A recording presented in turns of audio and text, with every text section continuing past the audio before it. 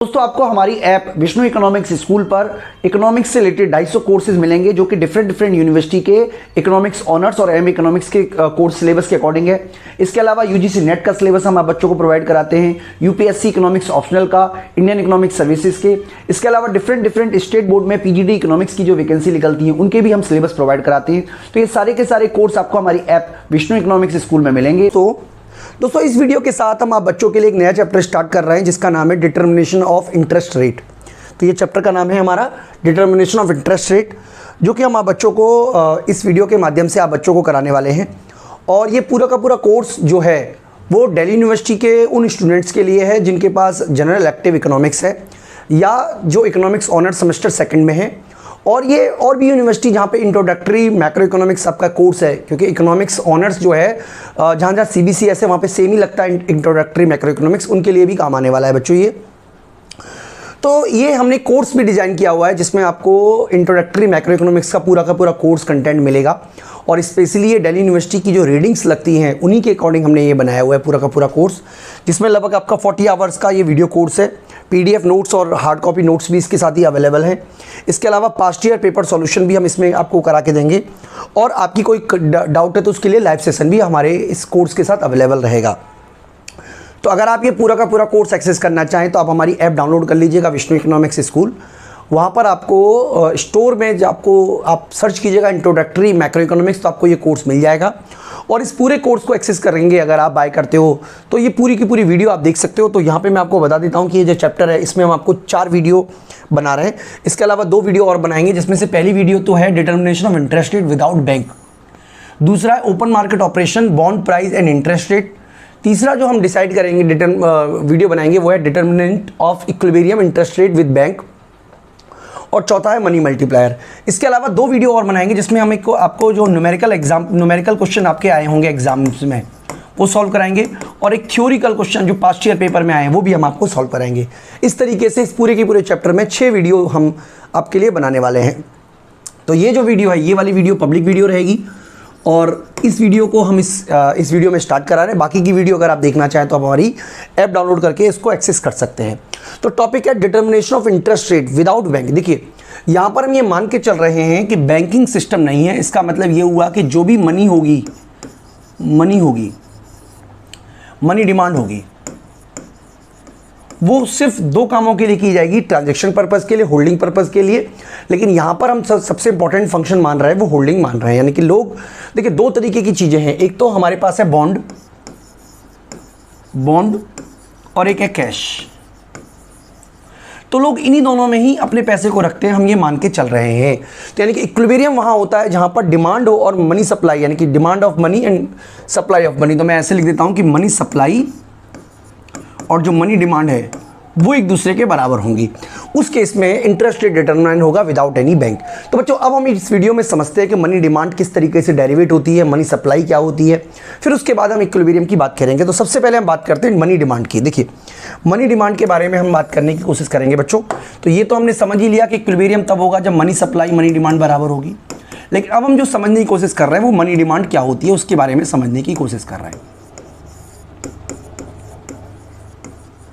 देखिए आपके पास जो पैसा है, यानी कि जो पैसा है, तो the demand for money is the desire holding of financial assets in form of money, that is cash और bond deposit rather than bonds.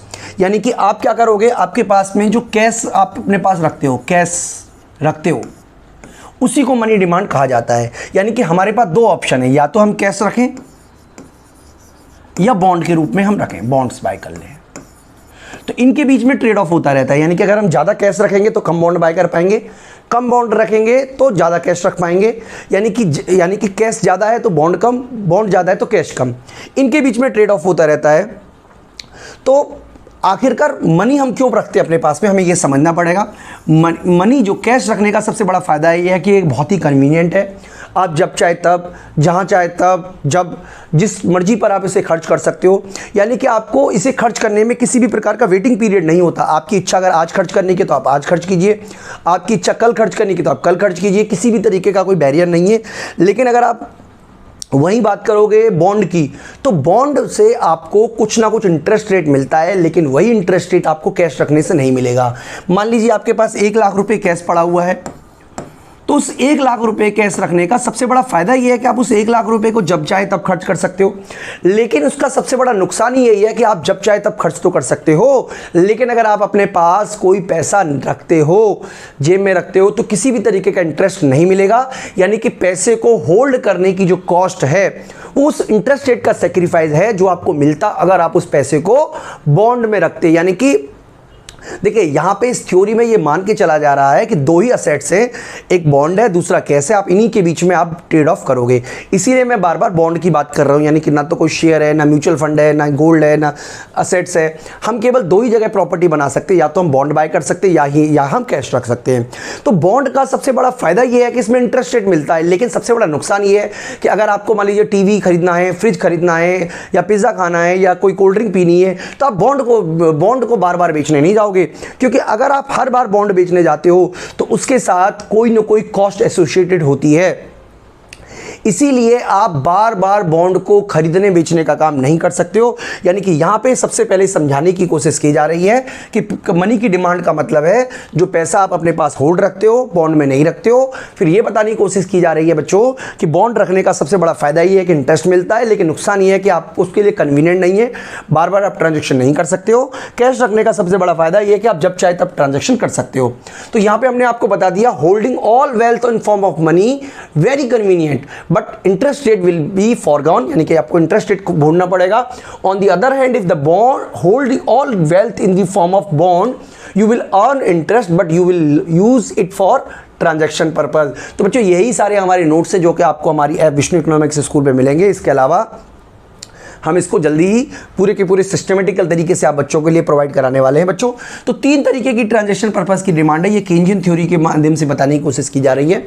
Money needed bye goods, यानी कि money needed to buy goods and services is related to income. यानी कि सबसे पहले हमें बताने की कोशिश की जा रही है, एक तो है ट्रांजैक्शन मोटिव के लिए डिमांड, मैं यहाँ पे टी बोल देता हूँ, ठीक है, इसके मैं टी बोल देता हूँ, या आप ऐसा करते हैं money demand for transaction purpose, MDT बोल देते हैं। ये किसका फंक्शन है? It is the function of income, ये इनकम पे डिपेंड करती है। यानी कि जितनी इनकम आपकी ज़्यादा होगी, ट्रांजैक्शन रखने के लिए उतने ही पैसे आप ज़्यादा रखोगे। देखिए अगर आप मान लीजिए सुबह उठते हो, सुबह उठने से लेकर रात को सोने तक तमाम तरीके के खर्चे आपको करने पड़ते हैं। ये सारे के सारे खर्चे जो हैं वो ट्रांजैक्शन मोटिव के लिए कहलाते हैं। तो ट्रांजैक्शन मोटिव को फुलफिल करने के लिए, सामान खरीदने के लिए आपको अपनी इनकम का एक हिस्सा अपने पास लिक्विड फॉर्म में रखना पड़ेगा, यानी कि आपको कैश रखना पड़ेगा। और ये जो कैश है ये इनकम पर डिपेंड करता है, इंटरेस्ट रेट पर डिपेंड नहीं करता है। दूसरा है बच्चों प्रिकॉशनरी मोटिव। तो प्रिकॉशनरी मोटिव की जो डिमांड है इसको मैं बोल देता हूँ MDP। ये भी इनकम का फंक्शन है।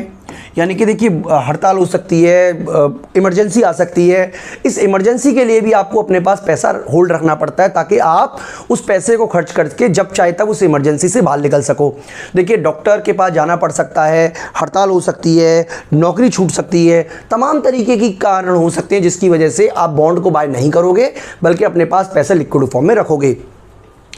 तीसरा स्पेकुलेटिव डिमांड। स्पेकुलेटिव डिमांड का मतलब है कि लोग अपने पास पैसा इसलिए रखते हैं ताकि जब बॉन्ड का प्राइस सस्ता हो जाए तब उस बॉन्ड को बाय करें, और इसके लिए जो डिमांड होती है उसको बोलते हैं स्पेकुलेटिव डिमांड। बच्चों इसको हम बोलते हैं केन्जियन लिक्विडिटी डिमांड थ्योरी भी बोलते हैं, Keynesian demand theory of money भी कहते हैं। तो बच्चों इसके ऊपर मैंने अलग से एक वीडियो बनाई हुई है जो कि मैं आपकी प्लेलिस्ट में जोड़ दूंगा। तो यहाँ पे जब हम वीडियो नंबर की बात कर रहे थे तो आपको हालांकि वीडियो नंबर जो मैं इसको 1B कह के जोड़ दूंगा, आप चाहो तो उसको आप देख लीजिएगा, चाहो तो आप उसको स्किप भी कर दीजिएगा जब हम कोर्स क्रिएट करेंगे। लेकिन अगर आप देख लें तो आपको जरूर इसके बारे में ज़्यादा अच्छी नॉलेज हो जाएगी, जिसका नाम है Keynesian liquidity theory of money. लेकिन बेसिकली हमें ये बात समझना है कि मनी की जो डिमांड होती है वो 3 पर्पज़ के लिए होती है।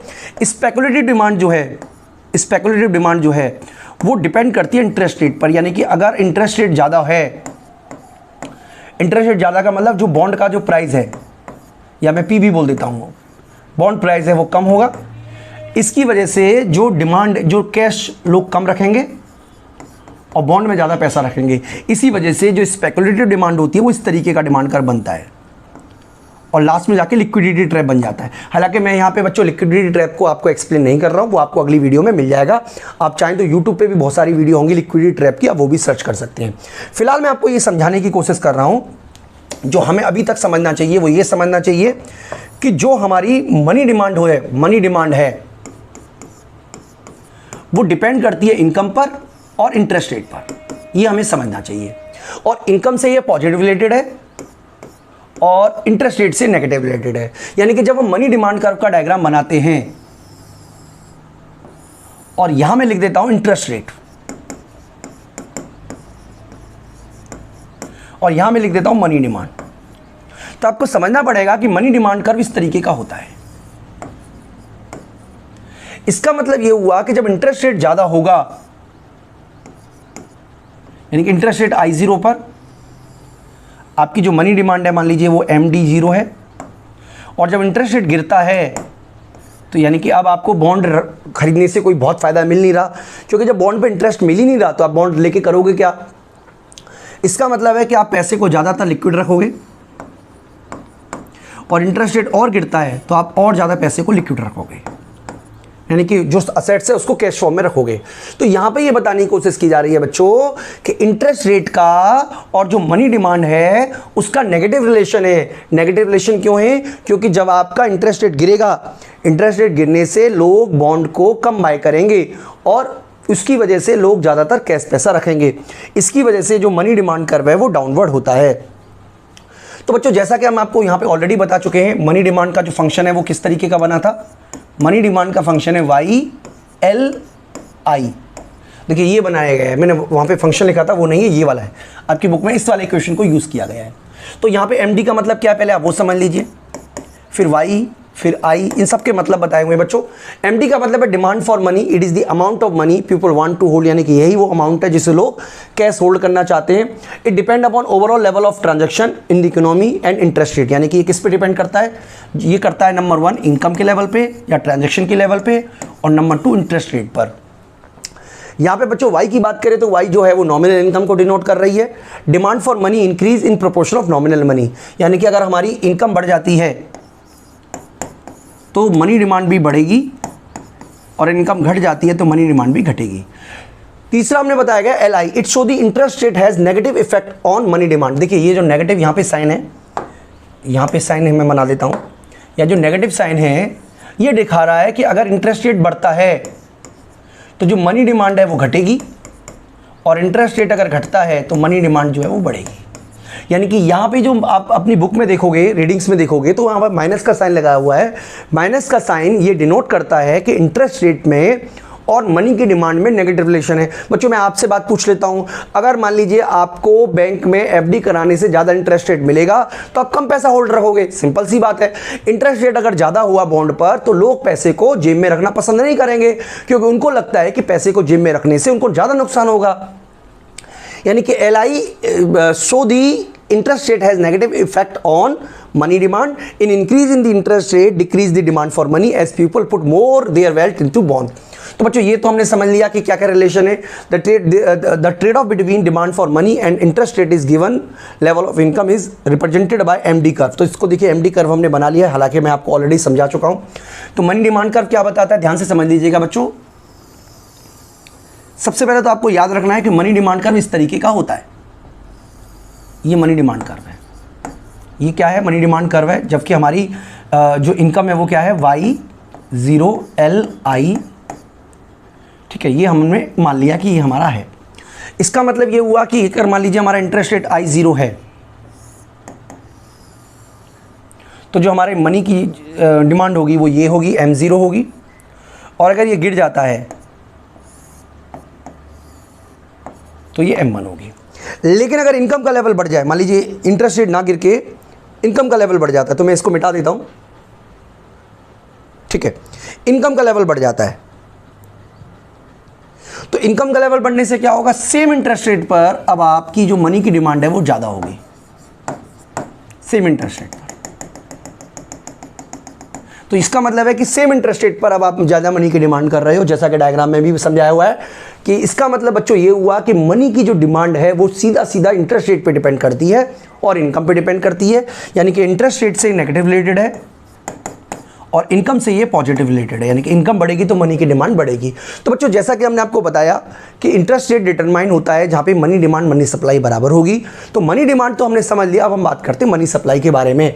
तो सबसे पहले हम मनी सप्लाई के बारे में बात करें तो आप देखिए मनी सप्लाई का जो काम है, मनी सप्लाई जो है इसको कंट्रोल करता है आरबीआई। भारत में आरबीआई है, फेड है, अमेरिका में और भी अलग अलग देशों की अलग अलग सेंट्रल बैंक होंगी। तो ये जो सेंट्रल बैंक है इसकी मनी सप्लाई जो है वो इस तरीके की होती है, इस तरीके की मनी सप्लाई होती है। इसका मतलब मैं ये मान के चल रहे हैं कि ये जो पॉलिसी होती है गवर्नमेंट की, सेंट्रल गवर्नमेंट की पॉलिसी, सेंट्रल बैंक की पॉलिसी, उससे इन्फ्लुएंस होती है, इन्फ्लुएंस होती है कि रिसेशन चल रहा है या बूम चल रहा है, लेकिन इंटरेस्ट रेट से इन्फ्लुएंस नहीं होती। हम ये तो इसलिए जो मनी सप्लाई है उसको हम कांस्टेंट मानते हैं और ये मनी सप्लाई का कर्व है, यानी कि central bank decide the supply of money, supply an amount of money equal to M, ये हमारी मनी सप्लाई है। As the supply does not depend on interest rate it will assume to be constant. तो इसका जो diagram बनेगा बच्चों आप याद रखिएगा, इस तरीके का डायग्राम बनेगा मनी सप्लाई का। मनी डिमांड का इस तरीके का था डाउनवर्ड और मनी डिमांड का इस तरीके का था। अब हम आ जाते हैं बच्चों अपने जो की पॉइंट है उस पर कि डिटर्मिनेशन इक्विलिब्रियम का कहाँ होगा, विदाउट बैंक, यानी कि हम यहाँ पे मान के चल रहे हैं कि बैंकिंग सिस्टम काम नहीं कर रहा है। तो इक्विलिब्रियम फाइनेंशियल मार्केट का तब होगा जब मनी डिमांड मनी सप्लाई के बराबर होगी, यानी कि हम ये भी कह सकते हैं कि जो मनी डिमांड है it will be equal to money supply और ये इक्वल होगा YLI के। तो बच्चों इक्वेशन फॉर्म में हमने इसको रख दिया है। आगे हम आपको डायग्राम के थ्रू समझाने की कोशिश करें तो देखिए मनी डिमांड का जो डायग्राम बनेगा वो इस तरीके का बनता है। ये हमारा मनी डिमांड का डायग्राम है, ठीक है जी। मनी डिमांड का डायग्राम हम ऑलरेडी समझ चुके हैं। इसके अलावा ये मनी सप्लाई का डायग्राम है।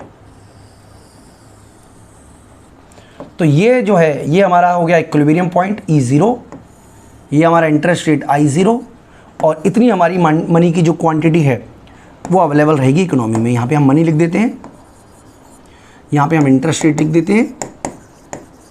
तो बच्चों कहने का सिंपल मतलब ये हुआ कि जो मनी की जो सप्लाई है वो कांस्टेंट रहेगी, इस तरीके से बिल्कुल कांस्टेंट लेवल पे रहेगी और मनी की डिमांड डाउनवर्ड रहेगी विद इंटरेस्ट रेट, और जहाँ पे इक्विलिब्रियम होगा वहाँ पे इंटरेस्ट रेट डिटरमाइन होगा। जैसा कि यहाँ पे लिखा हुआ है money demand curve sloping downward होगा, sloping downward. A higher interest rate implies lower demand of money. The supply of money is drawn as the vertical line denoted by M.